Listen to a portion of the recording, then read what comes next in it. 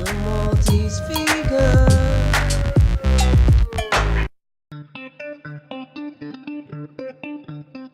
It's that time of year. We are in autumn after all, and the weather is kind of changing. I don't know what I'm saying. Basically, it's that time of year where you kind of look for those warm feelings. I don't know what I'm saying. When you want those kind of desserts that kind of make you feel warm inside. And I was thinking of, how about an apple crumble? Or as I found out recently, I think you Americans call it apple crisp. Comment down below if I'm not right about that. So let's get started before the sun sets. So what we're gonna need.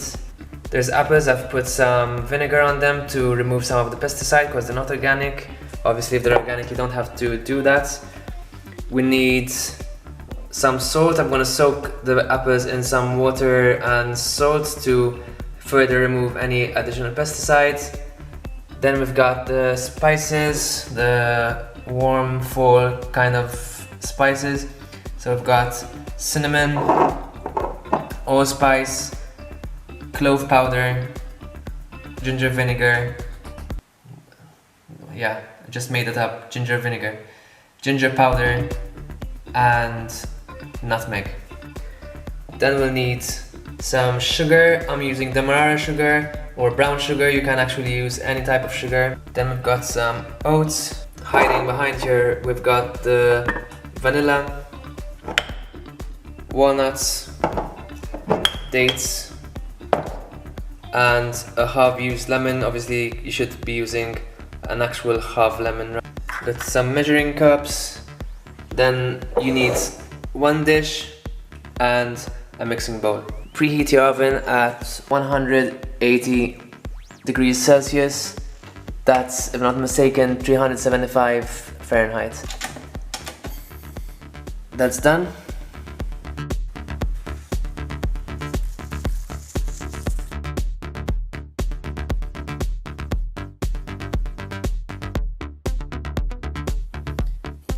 So I'm gonna chop up some dates to mix with the apple. I've got a bit of a sweet tooth, so that's why I like to add these. You don't have to if you don't want it to be that sweet.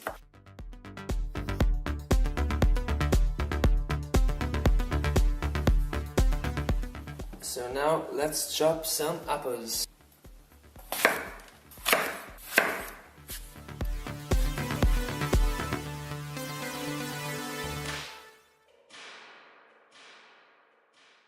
This is taking ages.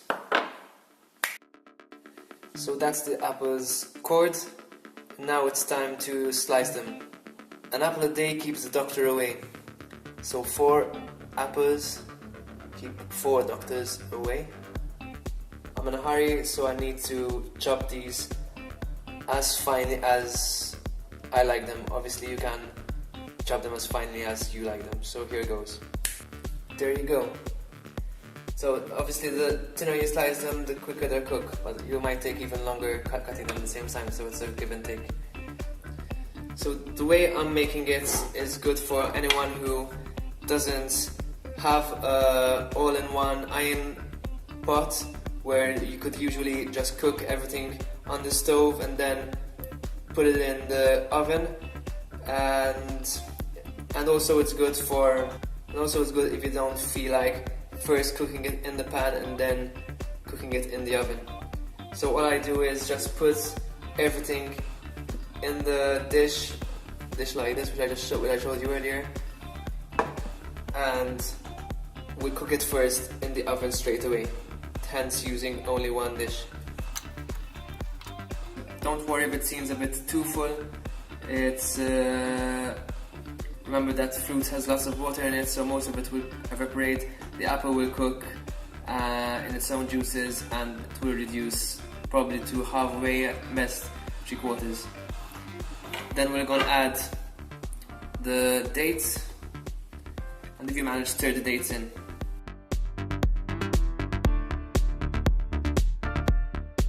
So I stuck that in the oven and I gave it about 10 minutes. So it's 8 minutes in. We'll see how it turns out.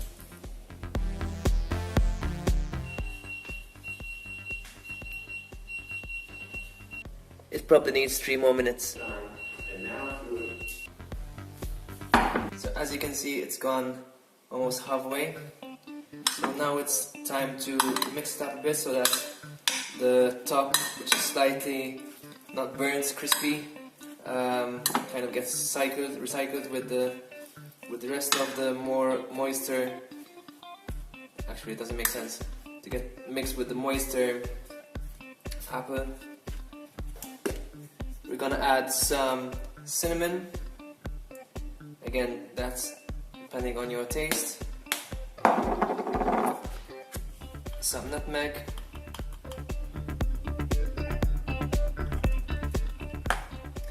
I've got a sweet tooth. I probably already mentioned this before. And I'm gonna add some sugar. Add as much as you want. I'm gonna add maybe about 3/4 tablespoon, just enough to caramelize the apple. Now what I usually like to add is you either have the store-bought orange juice or an actually freshly squeezed orange juice, either or, that's fine. It gives a bit of a sweeter and bitter taste at the same time. Unfortunately, I don't have either of those. I'm going to use a lemon, which will make the apple slightly bitter, but a good bitter. Again, it's a question of taste.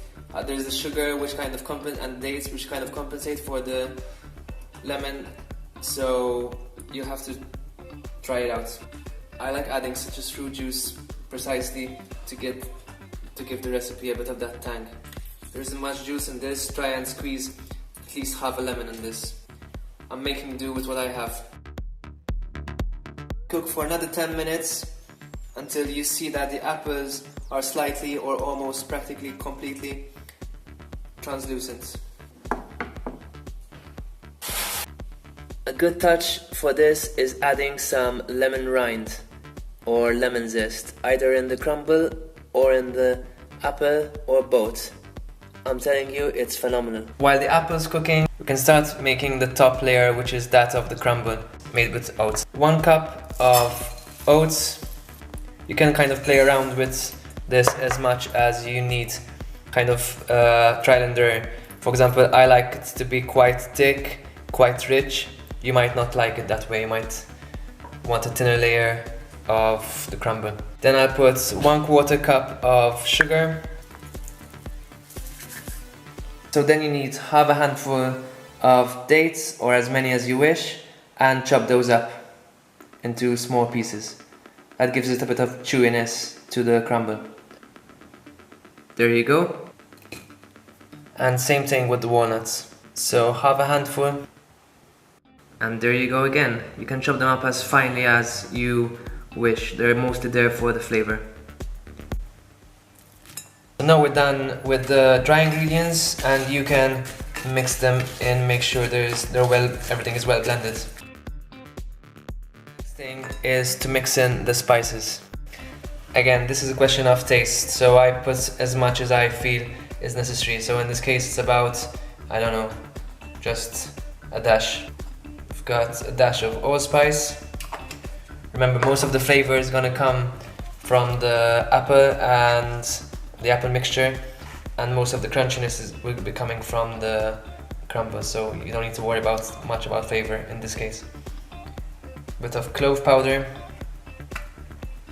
Careful not to overdo the clove powder because it's quite powerful and quite bitter if you overdo it. A slight pinch, a really small pinch of ginger powder, and a bit of nutmeg. Now, next thing is to put in the wet ingredients, but as you've probably realized, the aim is to dirty as little utensils as possible so as to make this recipe as easy as possible. So what you usually do is mix all the wet ingredients in one bowl and then pour it in here, but what I'm going to do, the easy way out, is to just pour each ingredient individually in here. Okay, so you meant to put 1 teaspoon of vanilla essence, but I couldn't find the measuring cup, neither actual teaspoon, which is clean, so I'm just going to measure that by sight. Again, this stands to preference. Then I'm gonna add quarter cup of milk and then keep adding until I feel I have the right consistency. The idea is to have a sort of paste, not too watery and neither too crumbly. Actually, neither too pasty. It's kind of the mean between having it crumbly and pasty. So my camera battery just died, typical, and I had to switch to my smartphone, which was also charging, so I hope I have enough charge to film the rest of this recipe. So anyway, as I was saying, you can start mixing that in until you see that you've got the right consistency.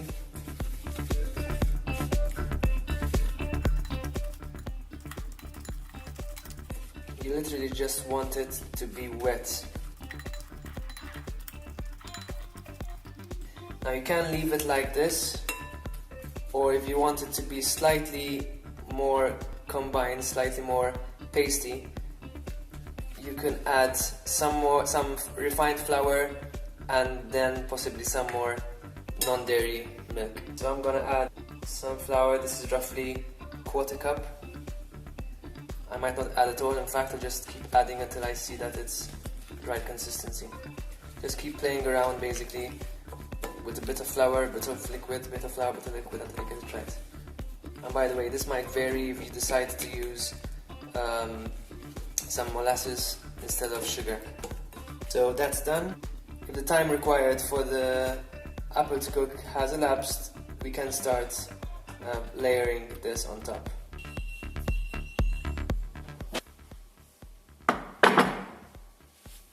So now it's time to layer on the crumble.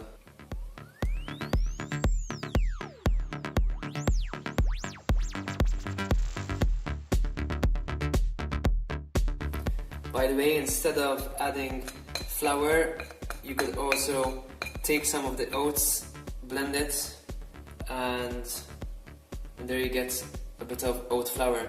I didn't do that, again, because the aim of this recipe is to try and dirty as least dishes as possible. So once the crumble is done, you can just get into eating it without worrying about lots of cleaning. Don't worry about having some apple actually still showing through the first layer. That's a good thing. And we're gonna give it another 10 minutes. So when the top feels crumbly or rather crispy, then you know that it's done well. Wait for that to cool slightly, then you can start serving, either with some vegan ice cream